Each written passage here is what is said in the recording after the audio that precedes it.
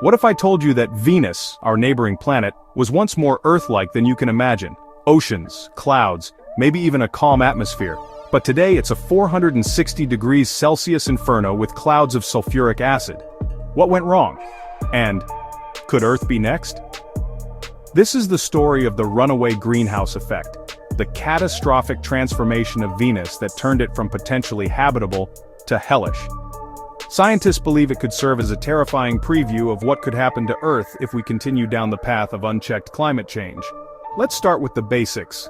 The greenhouse effect is natural. It's what keeps our planet warm enough for life. Gases like carbon dioxide, methane, and water vapor trap heat from the sun, maintaining Earth's average temperature. Without it, we'd be a frozen rock. But there's a tipping point. Billions of years ago, Venus may have had shallow oceans and a mild climate. But as solar radiation intensified and volcanic eruptions pumped CO2 into the atmosphere, temperatures began to rise.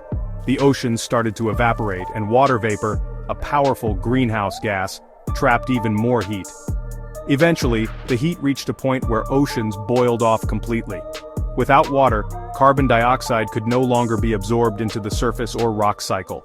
The planet spiraled into a feedback loop, a runaway greenhouse effect, heating the surface to over 460 degrees Celsius.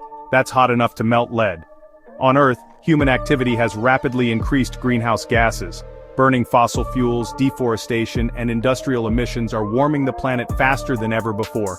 We're not Venus yet, not even close. But scientists warn that if we ignore climate science, push Earth systems too far, and trigger tipping points, the results could be devastating. Rising temperatures, more intense storms, desertification, rising sea levels, and maybe worse, if feedback loops kick in. Venus wasn't always a hellish world, but it's what happens when the balance is lost.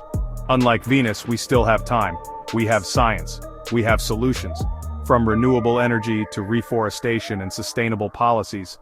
But will we act fast enough? The warning is floating right next to us in space. Let's make sure Earth doesn't follow the same path. Protect Earth.